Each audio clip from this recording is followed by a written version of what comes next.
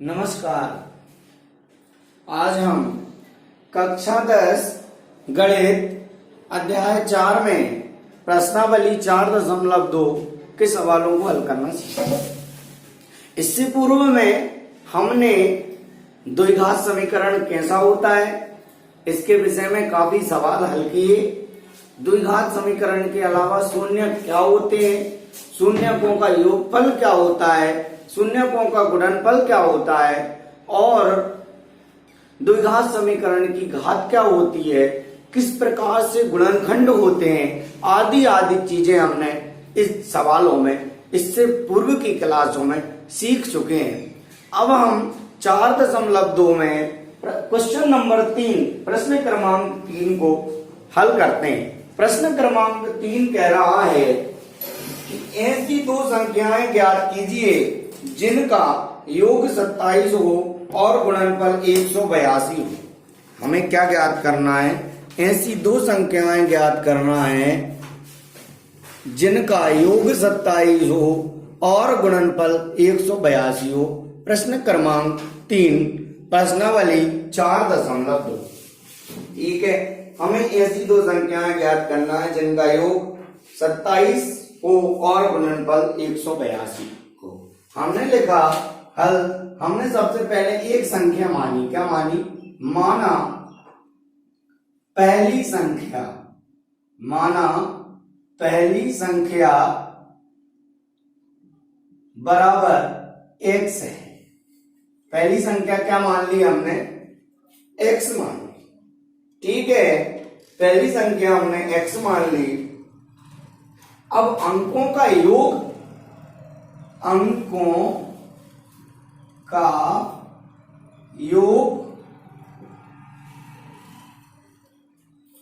बराबर 27। अब अंकों का योग मान लो, एक अंक क्या था? अंकों का योग में मान लो पहली संख्या प्लस दूसरी संख्या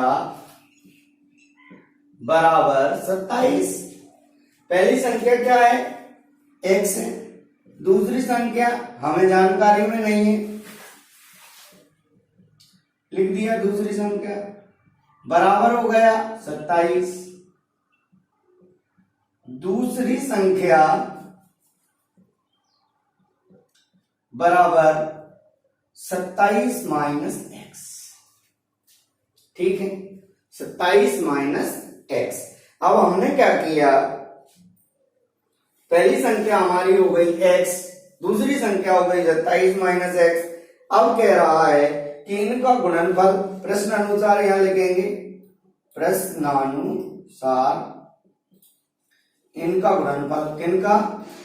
ये पहली संख्या गुणा 27 माइनस x दूसरी संख्या बराबर 182। ठीक है, यहां तक कोई दिक्कत नहीं है। x का 27 में करेंगे 27x हो गया, x का माइनस x में करेंगे x स्क्वायर हो गया बराबर 182। इस पूरे को उस साइड ले गए हम उठाकर। क्या किया? इस पूरे को उस साइड जैसे ही ले जाएंगे तो हमारा हो गया x square minus 27x plus 182 और बराबर में कुछ नहीं है तो हमने रख दिया 0। अब हमें क्या करना है? अब हमें इसका गुणनखंड करना है। हम इसको सूत्र विधि से भी हल करेंगे, लेकिन सूत्र विधि को मैं आपको आगे आने वाली क्लासेज में, आगे वाले एक्सरसाइज में सूत्र विधि से सवालों को हल करना बताऊंगा। सूत्र विधि से पूर्व इसमें हमने इसका पहला जो क्वेश्चन के सवालों को हल किया था वह गुणनखंड विधि से हल किया था। अब हमने क्या किया? हमें ऐसी दो संख्याएं लेना है जिनका गुणा करने पर आपका 182 आ जाए और जोड़ने पर 27 आ जाए। आप करके देखेंगे, दिमाग लगा के देखेंगे तो निश्चित ही आपको ये संख्याएं भी जल्दी से ही याद आ जाएंगी। जैसे मुझको याद आ गई, जैसे कि अपन 13 और 14 का जब गुणा करके देखेंगे तो संख्या कितनी हो जाएगी? 182 हो जाएगी और 13 और 14 को जब जोड़ देंगे तो आपका 27 हो जाएगा।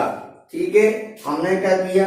x स्क्वायर, ठीक है, और माइनस का 14x माइनस का 13x प्लस 182 बराबर 0। दो दो के जोड़े बन जाएंगे तो x बाहर ले लिया तो यहाँ बचेगा x माइनस 14, और जो यहाँ x माइनस 14 बचेगा वो यहाँ बचेगा x माइनस 14, और ये है प्लस 13। तो ये आपका एक हो जाएगा x माइनस 14 और एक हो जाएगा x प्लस 13। बराबर में 0 चल रहा है, कोई समस्या नहीं है। ठीक है, नीचे आपको दिखाई दे रहा है साफ साफ। ठीक है, इतना आप समझेंगे। इसके पश्चात हमने यहाँ पर देखा कि एक हमने लिया x माइनस 14 बराबर 0 और दूसरा लिया x प्लस 13 बराबर 0। तो ये हो गया x बराबर माइनस 13। ठीक है, ये बराबर x बराबर हो गया माइनस 13 और ये हो गया x बराबर 14। क्या हो गया? x बराबर 14। ठीक है, अब हमें क्या हुआ? दो मान हो गए, अतः हमें संख्याएं क्या हो गई? हम माइनस वाली को छोड़ देते हैं। माइनस वाली को क्या करते हैं? छोड़ देते हैं, माइनस वाली संख्या को नहीं लेते। अतः हम लिखेंगे अतः वह दो संख्याएं 14 व 27 में से 14 को घटाएंगे तब 13 आएगा, 13 होंगे। ठीक है, ये हमारा उत्तर हो गया। इसको आप नोट कर लें। इसके बाद हम दूसरे क्वेश्चन यानी चौथा क्वेश्चन के सवाल को हल करेंगे। चलिए, प्रश्न क्रमांक 4। प्रश्न क्रमांक 4 है, दो क्रमागत धनात्मक पूर्णांक ज्ञात कीजिए जिनके वर्गों का योग 365 है।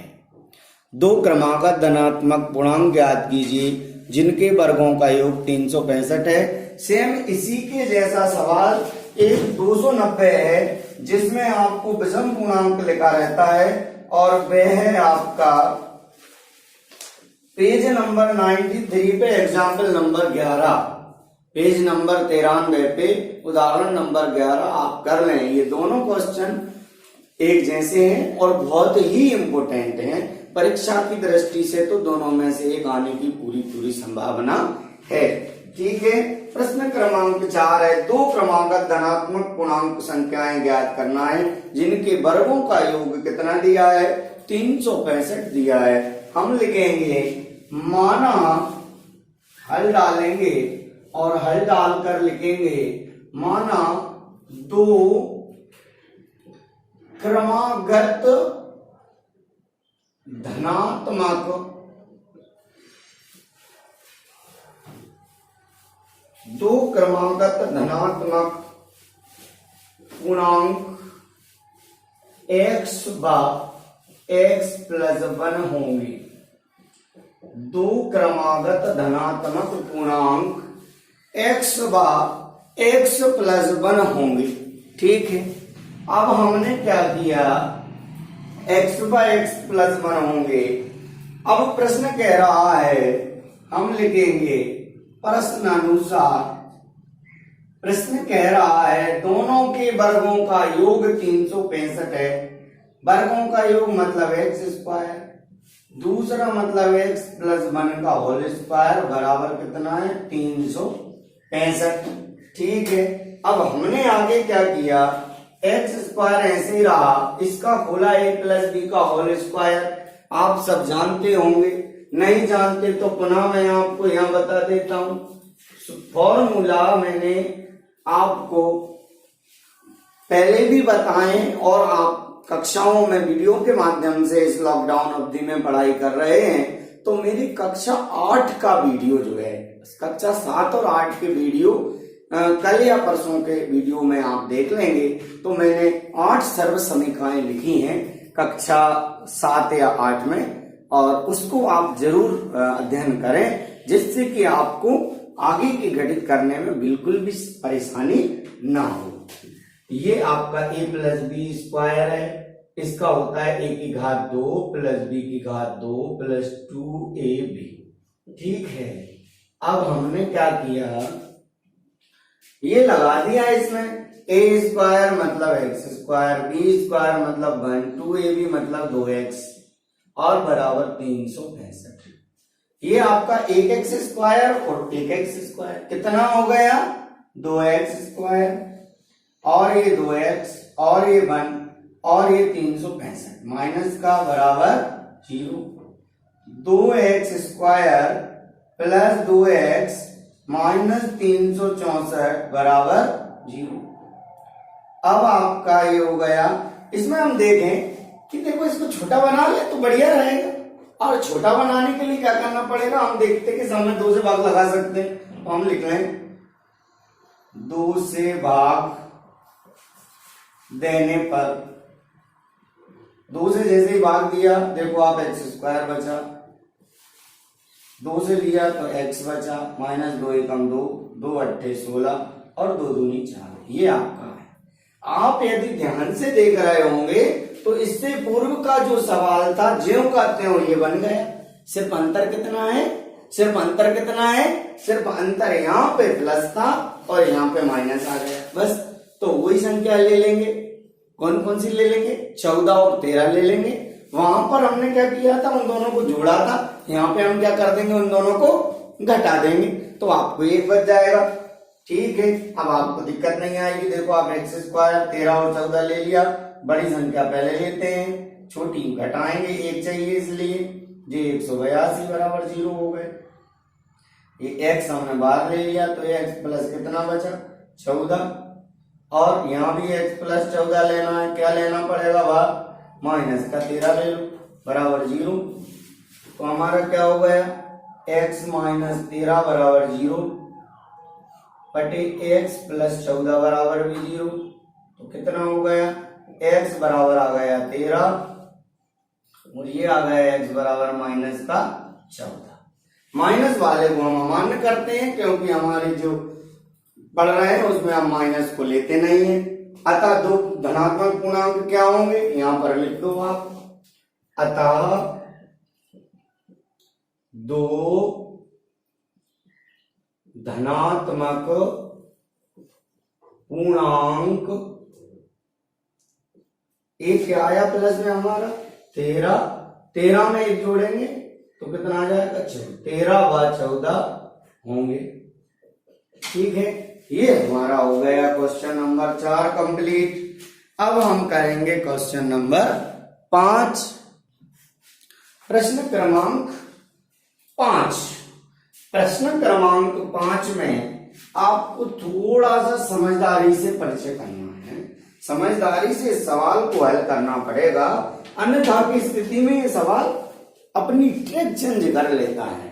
इसलिए आपको पहली चीज तो ये सीखना है कि हम क्या पढ़ रहे हैं, द्विघात समीकरण पढ़ रहे हैं। ठीक, कोई भी चीज मानेंगे उसमें जो वेरिएबल है यानी x y है वो 2 नहीं मानेंगे, कितना मानेंगे 1, क्योंकि द्विघात समीकरण में जो वेरिएबल है जो है अपना वो कितना रहता है 1। जैसे x x होगा तो x x, y y होगा तो y y y। ठीक है, तो द्विघात समीकरण दिमाग में फिट करना है कैसा, ax² plus bx plus c। ठीक है, यानी x x a b की जगह संख्याएं हो सकती हैं और x y की जगह x y भी ऐसे हो सकते हैं। ठीक है, तो ये चीज समझना है। ठीक, तो द्विघात समीकरण सबसे पहले सवाल को समझ करके हमें कहां पहुंचना है कि द्विघात समीकरण कैसे बनाएं, और द्विघात समीकरण बन गया तो हमें हल करना आने लगा। ठीक है, मैं आपको क्वेश्चन बताता हूं, आप पढ़िएगा इसको, बुक के सामने यदि आपके रखी होगी तो आपको बहुत मजा आ रहा होगा पढ़ने में। एक समकोण त्रिभुज की ऊंचाई इसके आधार से 7 सेंटीमीटर कम है, यदि कर्ण 13 सेंटीमीटर का हो तो अन्य 2 भुजाएं ज्ञात कीजिए। बहुत बढ़िया है। अब सबसे पहली चीज यहां मैंने हल डाला, और सबसे पहले मैं क्या करता हूं बच्चों, समकोण त्रिभुज बनाता हूं। क्या करता हूं, समकोण त्रिभुज बनाऊंगा। तो देखो समकोण त्रिभुज कैसा होता है, समकोण त्रिभुज को अंग्रेजी में राइट एंगल कहते हैं बेटा, समकोण त्रिभुज। अब समकोण त्रिभुज होता है एक बिल्कुल सीधी लाइन होती है। ठीक है, ये हमारी जमीन या आधार होता है, और ये जो सबसे लंबी लाइन होती है वो कर्ण कहलाती है। समकोण त्रिभुज की सबसे बड़ी भुजा कर्ण कहलाती है। ठीक है, ये लंब कहलाता है और ये आधार कहलाता है। मैं आपको सबसे पहले हिंदी में या नाम लिख के बता देता हूं। ये क्या हो गया बच्चों, कर्ण हो गया। ये क्या हो गया हमारा, लंब हो गया। ये क्या हो गया हमारा आधार हो गए। ठीक है, अब हमें क्या करना है, ये कर्ण लंब आधार हो गए। और वो कह रहा है एक समकोण त्रिभुज की ऊंचाई इसके आधार से 7 सेंटीमीटर कम है। यानी आधार हमें पता नहीं है, आधार हमें पता नहीं है तो हमने क्या मान लिया, मान लो x। ठीक है, और 7 सेंटीमीटर कम है कौन, ऊंचाई, तो 7 सेंटीमीटर x में से 7 सेंटीमीटर कम कर ली तो ये 7 सेंटीमीटर हो गई कम। और कण है 13 सेंटीमीटर का, कण कितना है 13 सेंटीमीटर का। अब दो अण्ड भुजाएं ज्ञात करना है, ये हमने मान लिया, इसको मान लिया a और इसको मान लिया b और इसको मान लिया c।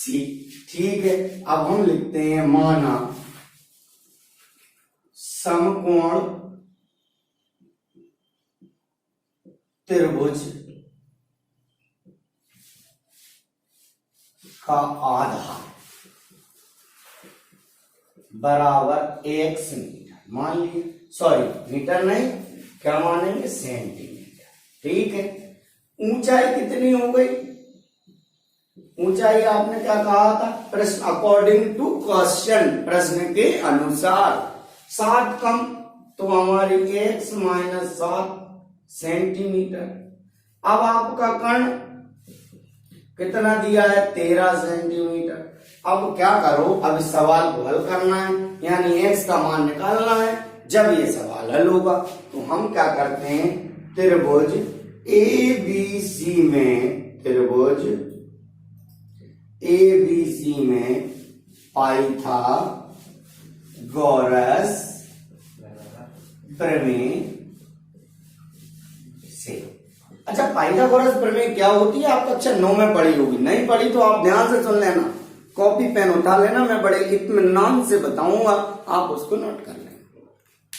पाइथागोरस प्रमेय, किसी समकोण त्रिभुज में कर्ण का वर्ग अन्य दो भुजाओं के वर्गों के योगफल के बराबर होता है। पुनः मैं बोल देता हूं, किसी समकोण त्रिभुज में कर्ण का वर्ग अन्य दो भुजाओं के वर्गों के योगफल के बराबर होता है। ठीक है, अर्थात कर्ण का वर्ग बराबर लंब का वर्ग प्लस आधार का वर्ग। यहां पर मैंने लिखा ये होता है कर्ण का वर्ग बराबर लंब का वर्ग और प्लस आधार का वर्ग। ठीक है, कर्ण का मान कितना है, 13 का वर्ग लिख दिया। लंब का मान कितना है, x माइनस 7 वर्ग लिख दिया। आधार का मान कितना है, x का वर्ग लिख दिया। यहां पर मैंने इसका सूत्र अभी बताया था आपको, प्लस वाला, उसमें एक जगह माइनस आ जाता है बस, तो आपको एक जगह माइनस लिख देना है। ठीक है, अब मैंने क्या किया, 13 का वर्ग आप जानते ही होंगे 169 होता है। ये मैंने बोला a स्क्वायर मतलब x square plus b square मतलब 7 7 49 और माइनस 2ab मतलब 7 दूनी 14 x और प्लस x स्क्वायर, ऐसा कैसा लिखा है, यहां तक कोई दिक्कत नहीं है। अब हमने क्या किया, यहाँ पे लिख लो बेटा, सूत्र लिख लो, a माइनस बी का होल स्क्वायर, ये अलग आप समझने के लिए square plus B square minus 2ab, ये होता है इंपोर्टेंट सूत्र है, डब्बा बना के अलग लिख लो। हमने क्या किया, 169 लिखा है बराबर एक्स स्क्वायर जे और एक्स स्क्वायर जे, क्या होगा 2x स्क्वायर, क्या होगा 2x स्क्वायर। ठीक है, फिर आपका ये माइनस का 14x, ठीक है, और ये जो 49 था उसको पहले मैंने क्या लिख दिया, 169 था, ये 49 इधर ही बुला लिए, माइनस का होगा, बीच में क्या लगा है, बराबर लगा है। अब हमने क्या किया, ये मान लो 2x स्क्वायर लिखे माइनस 14x लिखा है और 169 में से 49 घट गए, 169 में से 49 जब घट जाएंगे तो आपके 20 बचेंगे, 120, तो माइनस के 120 बुला लिए, बराबर होगा 0। अब हमें क्या करना है, अब हमें ये करना है, इसमें देखो आप 2 से भाग चला जाएगा, छोटा करना है हमें, जब ही तो हल होगा। लिख देते हैं 2 से भाग देने पर, क्या लिख देते हैं 2 से भाग देने पर। अब 2 से जैसे ही भाग देते हैं तो क्या हो जाता है, ये आपका एक्स स्क्वायर बचता है, ये आपका 7x हो जाता है, ये आपका 60 हो जाता है बराबर। यहां तक कोई दिक्कत नहीं। अब इसको हमें सॉल्व करना होगा, क्यों? क्योंकि हमें x के मानों को ज्ञात करना है। हम इसको सॉल्व करते हैं। आइए, हमारे पास X square minus 7x minus 60 बराबर 0। अब हमें दो संख्याएं ऐसी लेना है कि गुणा करने पर तो आ जाए 60 और घटाने पर आ जाए 7। तो हमने देखा कि 12 पंजे कितना होता है 60, और 12 में से 5 घटते हैं तो बचता है 7। हो गया हमारा काम। हमने यहाँ लिखा है एक्स स्क्वायर माइनस का 12x प्लस का 5x। क्यों? क्योंकि माइनस का 7 चाहिए था, इसलिए बड़ी संख्या पे माइनस लगाना पड़ेगा। और माइनस 60 बराबर 0। एक्स स्क्वायर, अब आपने बाहर का ले लिया x, क्या हुआ x बाहर ले लिया, माइनस 12 अंदर है। अब आपको यही का यही यहां लेना पड़ेगा। x क्या ले लें, प्लस का 5 ले लें, बराबर क्या कर दें 0 कर दें। तो x प्लस 5 बराबर 0 और x माइनस 12 बराबर 0। क्या हो गया x बराबर माइनस 5 और ये क्या हो गया x बराबर 12। क्या हो गया x बराबर 12। माइनस की वैल्यू हम लेते नहीं है, तो क्या हो जाएगा हमारा, अतः x लिया 12 पंजे 12, ठीक है ना। अतः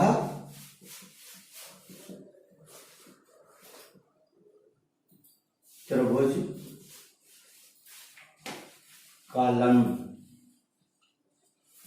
कितना होगा, 12 में से 7 होंगे, लंब बराबर 5 सेंटीमीटर और आधार बराबर 12 सेंटीमीटर। ठीक है, लंब 5 और आधार 12 सेंटीमीटर होगा। ठीक है, आज के क्लास में हमने ये जो 3 सवाल पढ़े हैं वे अच्छे से आपको हल करना है। आगे के सवालों को हम शीघ्र ही आगे की क्लासों में पढ़ेंगे।